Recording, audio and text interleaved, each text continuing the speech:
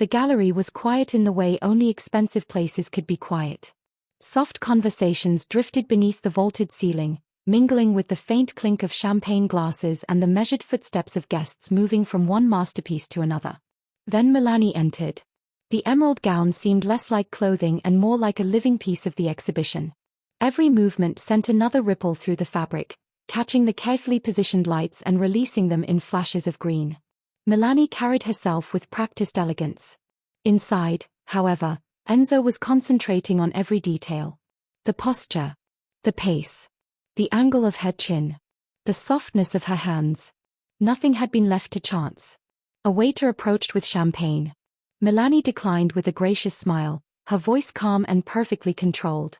Months of practice had taught Enzo how to make that voice effortless, even when maintaining it required constant attention. Then someone introduced himself. Victor Mauro. I'm a photographer. The name immediately meant something. Victor Mauro wasn't an ordinary photographer. His campaigns had appeared in Vogue, Harper's Bazaar, and nearly every fashion publication that mattered. Milani. She accepted his hand. The handshake had been rehearsed too, confident enough to command respect, delicate enough to preserve the persona she had constructed. Victor barely looked at her face. Instead, his attention traveled over the emerald gown, studying the way the material moved beneath the gallery lights. Who designed your dress? It's custom. Federico, in Milan. Victor smiled knowingly. Of course it is. He paused before adding, I'm shooting a campaign for Valente next week. Milani's expression remained composed. The model they booked fell through. Their creative director says she looks too commercial. Victor studied her for another moment. We need someone unexpected. Someone who moves the way you do. Something fluttered anxiously inside Enzo's chest. Private appearances were manageable. They were controlled. If something went wrong, he could disappear into the crowd and go home. A professional photo shoot was different. That meant cameras, assistants, makeup artists, contracts, exposure. I'm not a model, Milani replied. Exactly. Victor's smile widened. That's why you might be perfect. He reached inside his jacket and handed her a business card. The camera likes authenticity. The shoot is only one day, and the compensation is excellent. Think about it. Milani accepted the card. I'll consider it. She had no intention of calling. Or at least, that was what she believed. Later that night, the emerald gown lay carefully arranged across the back of a chair in the apartment. Victor's business card sat on the dresser beside it. Enzo stared at both. For months, money had been getting tighter. Freelance graphic design jobs were disappearing, rent had increased, and bills seemed to multiply faster than he could pay them. The next morning, sunlight slipped between the blinds and landed directly on Victor's card. One day. One shoot. Enough money to cover several months of expenses. Enzo picked up his phone. One job, he whispered. One job couldn't change his life. At least, that was what he told himself. He called. Turned toward the light. Milani obeyed. Yes. Hold it there. The camera began clicking rapidly. The emerald dress was gone. In its place was a flowing crimson gown from Valente's newest collection, its architectural folds catching the studio lights with every shift of her body. Victor lowered the camera for a moment. Beautiful. Now look directly at me. Milani lifted her eyes. Think strength. A pause. Think power. The shutter erupted again. 4 hours into the shoot, Enzo's feet were aching in a way he had never experienced. Every muscle seemed to have become part of the performance. Stand this way. Turn slightly. Relax the shoulder. Smile without smiling. Hold. Don't blink. Don't break character. The strangest part was that Victor seemed completely unaware of how much effort it required. To him, Milani simply existed naturally in front of the camera. At lunchtime, Victor finally lowered his equipment. We'll break here. 3 more looks afterward. A makeup artist immediately approached with a powder brush. You're incredible, she said. Have you seriously never modeled before? Never. Milani smiled. The artist laughed. Well, you're killing it. Another stylist leaned closer.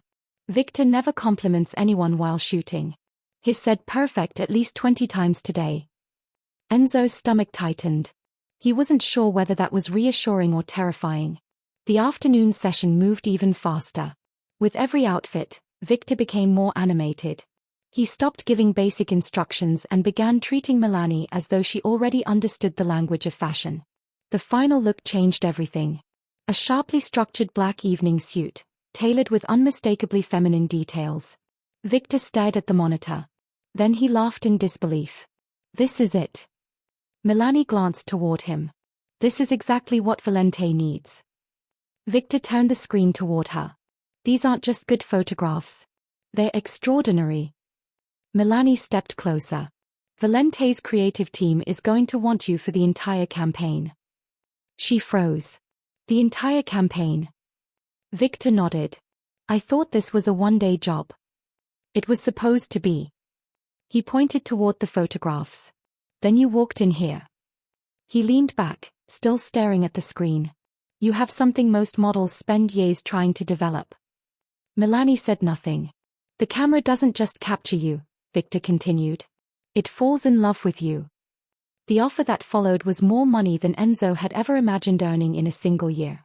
It could erase his financial problems. It could give him security. It could also destroy the boundaries he had carefully maintained.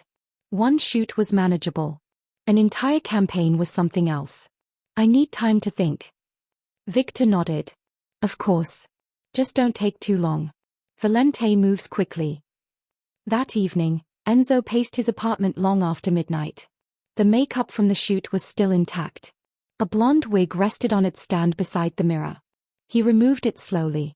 His natural hair had grown considerably underneath. For the first time, he wondered why he was bothered by that.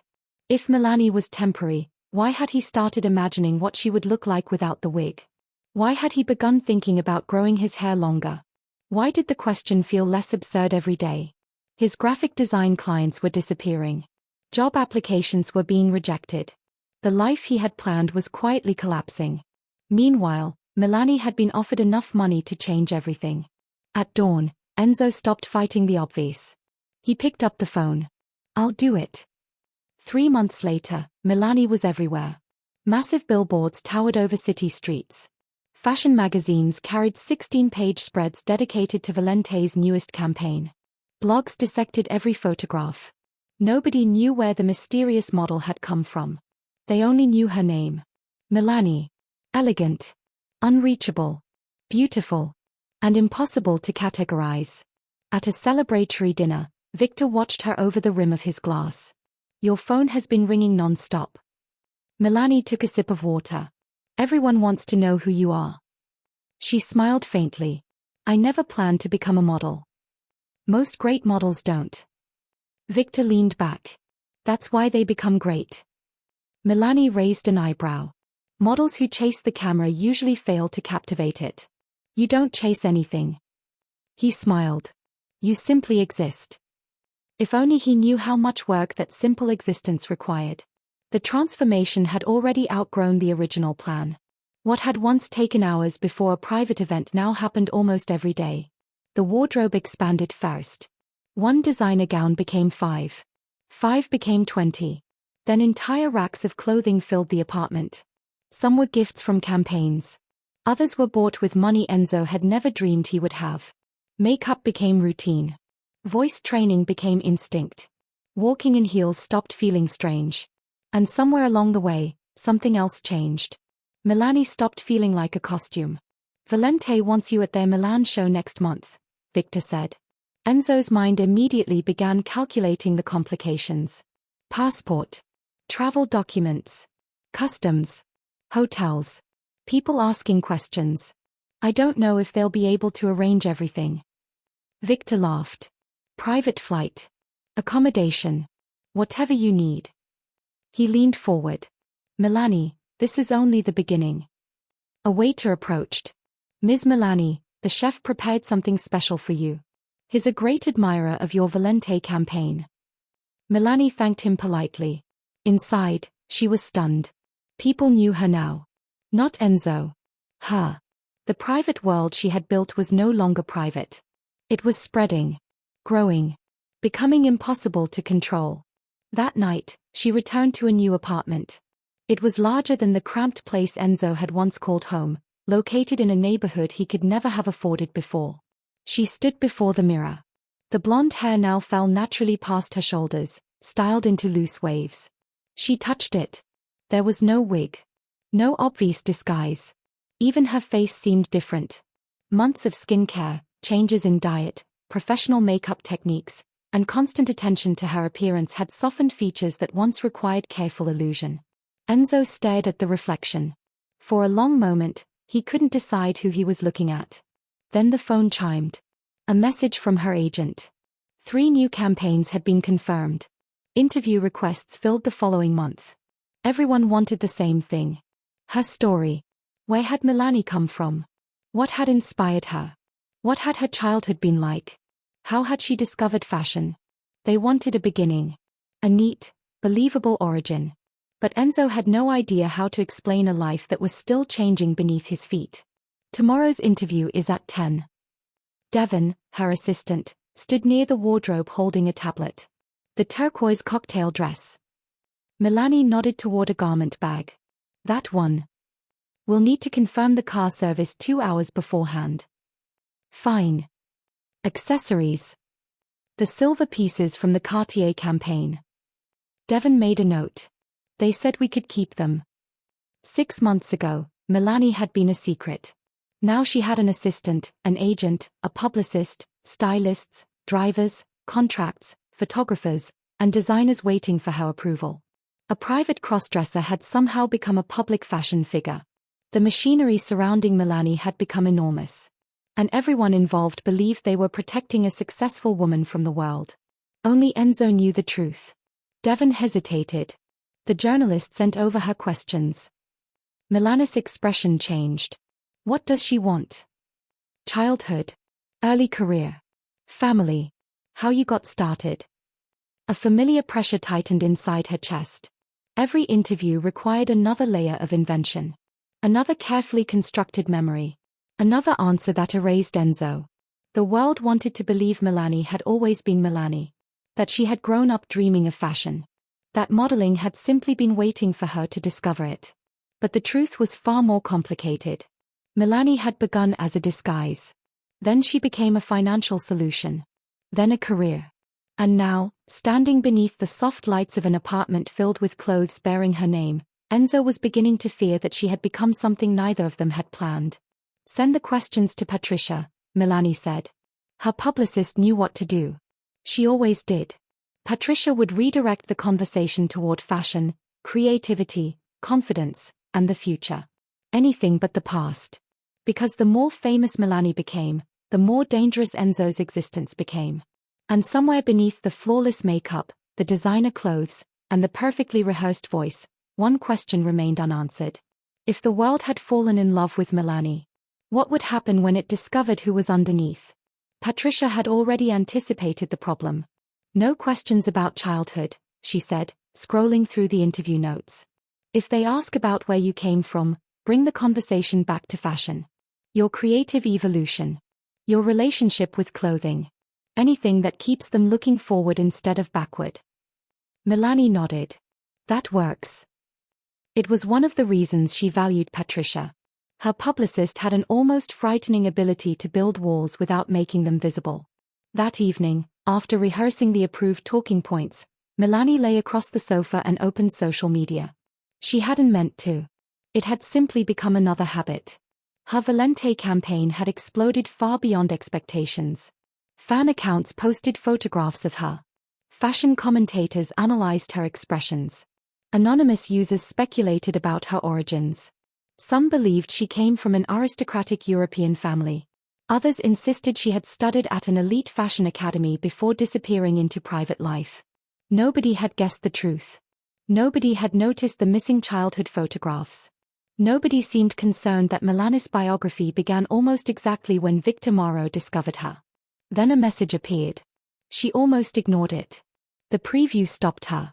Enzo, is that you in the Valente advertisements? Her pulse seemed to vanish. The username belonged to Richard K. For a few seconds, Milani couldn't move. Richard had known Enzo before any of this existed. They had worked together in graphic design. They had shared cheap lunches, complained about clients, and talked about escaping jobs they hated. He was one of the few people Enzo had once trusted. Milani closed the application. Too late. He had recognized her. Someone had seen through the photographs, the makeup, the clothes, the carefully constructed history.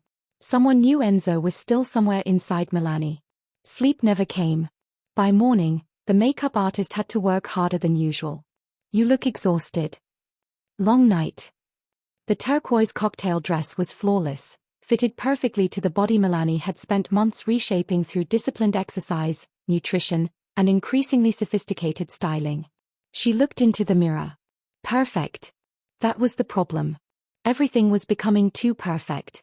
The interview took place on the rooftop garden of a boutique hotel, surrounded by glass walls, flowers, and a panoramic view of the city.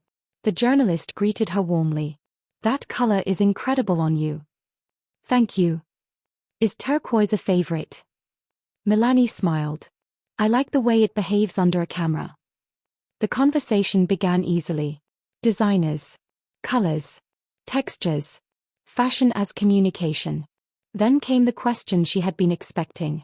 Your rise has been extraordinary. Where were you before Victor Mauro discovered you?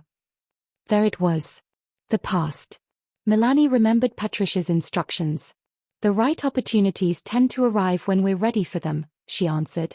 Before Victor, I was developing my own understanding of aesthetics. I was learning how I wanted to communicate through fashion. And where were you developing that understanding? The journalist leaned forward. School? Previous work. Milani opened her mouth. Then the elevator doors opened. A man stepped onto the rooftop. Her blood turned cold. Richard. He looked directly at her. Recognition spread across his face. Enzo. The journalist's recorder remained on.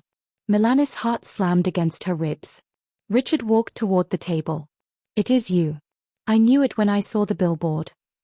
Patricia immediately stood. I'm sorry. This interview is private. Richard barely acknowledged her. What happened to you? His voice wasn't angry. That somehow made it worse. You disappeared. I called. I emailed. And then suddenly you're everywhere. Sir, you need to leave. Richard looked at Milani. I just want to know why.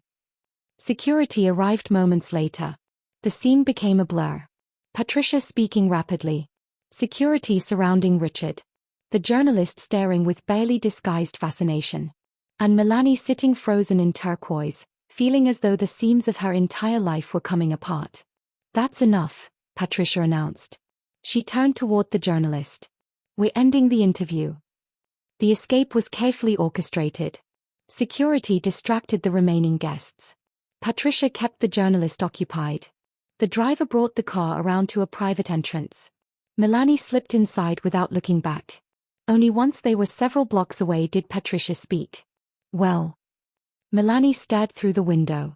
That was unexpected. Who was he? A pause. Someone from before. Before Milani. The question hung between them. Patricia wasn't naive. She had probably suspected for some time that Milani's past was more complicated than the biography provided to the press. But the fashion industry prized discretion. As long as the campaign succeeded, nobody asked too many questions. Yes, Milani finally said. Patricia exhaled. I'll handle it. Her phone was already in her hand. If he contacts the press, we'll respond. If necessary, legal action. The journalist will be told that an overenthusiastic fan confused you with someone else. The speed with which Patricia created a solution was reassuring. It was also terrifying. A few minutes ago, Richard had threatened to expose Enzo. Now the machine of public relations was already preparing to erase the evidence. Just as Milani had spent months erasing Enzo. At home, she changed out of the turquoise dress. She removed her earrings. Then her makeup. Piece by piece, the public version of herself disappeared. Only after washing away the final traces of foundation did she look at her phone. 3 messages from Richard.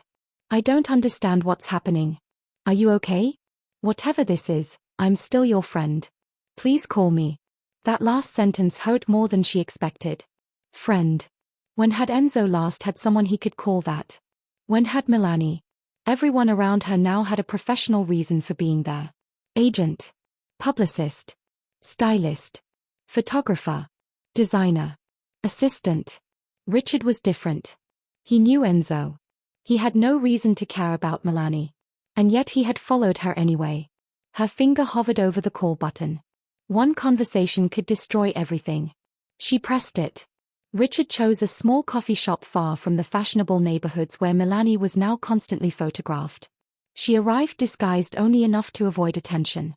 Large sunglasses. A scarf around her blonde hair. Simple clothing. Nothing extravagant. Richard was already waiting. When he saw her, his eyes widened. She sat across from him. I ordered your usual. He pushed a black coffee toward her. You still drink it that way, right? Such an ordinary question. It nearly broke her. Enzo had always taken his coffee black. Milani had developed a habit of ordering cappuccinos during shoots because they looked better in photographs. Black is fine. She removed her sunglasses. Richard stared at her. So it really is you? Yes. He shook his head. I don't understand. I don't either. She looked down at her hands. The manicure. The rings. The carefully maintained skin. Milani started as something temporary. A character. Something like that. And now? She was silent. Now I don't know where the line is. Richard waited. Some mornings I wake up and realize I can't remember which name feels more natural. He studied her. Are you happy? The question contained no accusation. No disgust. No judgment. Just concern. Milani struggled to answer. I like my life. That isn't what I asked. She looked away. The success is real. The money changed everything. I have opportunities one never imagined. But sometimes I wonder what happened to the person who started all this. Richard nodded slowly. And what do you think happened? Milani looked at her reflection in the dark window. I think I became someone I never intended to become. She paused. And I don't regret it. Richard smiled faintly. Then maybe that's your answer. Milani's eyes filled. Your secret is safe. She looked at him. I was afraid you'd sell the story. Give me some credit. He laughed softly. Enzo. Milani. Whoever you are now. Then his expression softened. We were friends. The words landed heavily. I'd still like to be your friend. Milani swallowed. I'd like that. You didn't disappear. Richard smiled. You transformed. For the first time that day, she laughed. That's one way of putting it.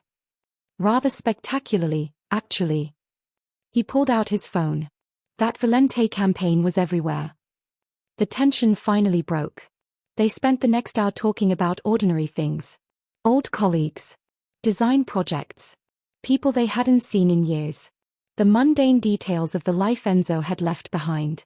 And for a little while, Milani didn't have to perform. She could simply exist. When they finally stood to leave, Richard hesitated. One more question. What? Are you going to stay Milani forever? She stopped. The question followed her into the street. The answer came later. Much later. Not in a dramatic announcement. Not beneath camera flashes. It arrived quietly. Milani realized there was no future in which she wanted to return to the life she'd once considered normal. The contracts were part of it. The modeling career was part of it. The fame was certainly part of it. But those weren't the reasons. Something deeper had changed. I think Milani is who I was trying to become, she finally said. Richard nodded. Then I'm glad she found her way out. By the time Milan Fashion Week arrived, Milani had become an international name. Paris. London. Milan. One city after another. One runway after another. The red carpet outside the Valente event was surrounded by velvet barriers and flashing cameras. Milani stepped forward in a custom crimson gown. Milani. Over here. Look this way. The flashes came like lightning. She turned gracefully, giving each camera the expression it wanted. A reporter pushed a microphone toward her. What inspired tonight's look? Melanie smiled. Valente understands that elegance begins with confidence.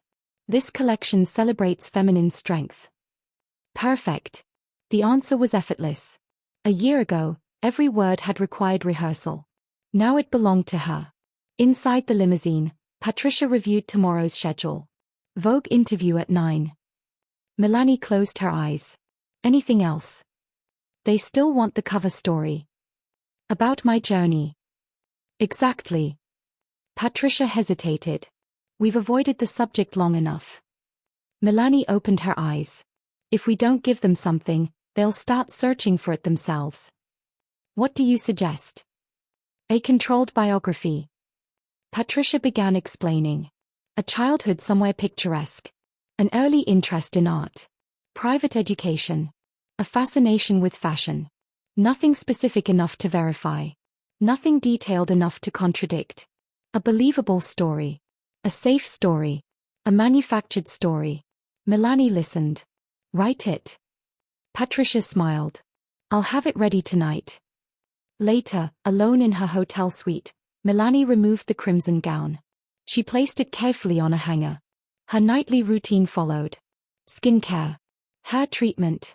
Preparation for tomorrow. Then her phone vibrated. Richard. Saw you on the Milan livestream. That red dress was ridiculous. Hope you're taking care of yourself. She smiled. My feet may never forgive me. A moment later. Dinner when you're back? Absolutely. I have stories. She put the phone down. Then looked into the mirror. The woman staring back no longer needed a wig. Her hair had grown past her shoulders. Her appearance had changed gradually and intentionally. 6 months earlier, she had begun medically supervised hormone therapy after consulting professionals through trusted contacts. The physical changes were becoming increasingly difficult to separate from the emotional ones. But perhaps they weren't supposed to be separated. Enzo had once thought Melanie was something he put on. Now she understood it differently. Melanie wasn't replacing Enzo. She was the person Enzo had spent years refusing to acknowledge. The realization didn't erase the past. It gave the past somewhere to belong. The next morning, the Vogue interview began. The journalist pointed toward a photograph from early in Melani's career. The turquoise dress became almost iconic for you. Melanie smiled. Some clothes arrive at the right moment. Was that moment significant? Yes. She thought about the gallery. Victor. The business card. The first photograph. The fear. The beginning. That dress represented a transition, she said. I was stepping from a private life into a public one. The journalist leaned forward. Your journey has been remarkable. What was the most important moment? For once, the word didn't frighten her. Journey. Melanie considered it. The most important moment wasn't something anyone else saw. What was it? The moment I realized the transformation wasn't creating someone new. She paused. It was revealing someone who had been there all along. The journalist smiled. That's beautifully put. Melanie continued. Fashion gave me a language. It gave me a way to experiment with identity. Eventually, I realized I wasn't experimenting anymore. And what did you discover? That authenticity isn't always about becoming someone different. She looked directly into the camera. Sometimes it's about finally allowing yourself to become the person you've been hiding. The interview lasted another 30 minutes. They discussed designers, campaigns, beauty, creativity, and the future. When it ended, the journalist stood. This is going to make an incredible cover. Melanie smiled. Thank you. Outside, her driver waited. The day was already full. A cosmetics fitting. A meeting with her agent. Another campaign. Another appointment. Another chapter. She checked her phone. Richard had sent a photograph. One of her newest billboards dominated the side of a building. Melanie typed. Absolutely. I have stories. The city moved around her as she climbed into the car. In the window, she caught her reflection. Blonde hair. Calm eyes. A woman dressed in a pale blue custom creation. 4 years, Enzo had been terrified of disappearing. But he hadn't disappeared. He had changed. The emerald gown that had started everything still hung inside her closet. She kept it carefully preserved. Not as a reminder of the person she used to pretend to be, but as a reminder of where the journey began. The fear of discovery had slowly been replaced by something quieter. Acceptance. The world had fallen in love with Milani because she seemed authentic. Ironically, authenticity had been the hardest thing for her to achieve. Her phone chimed again. Patricia. Milani laughed softly. After everything, that was almost absurd.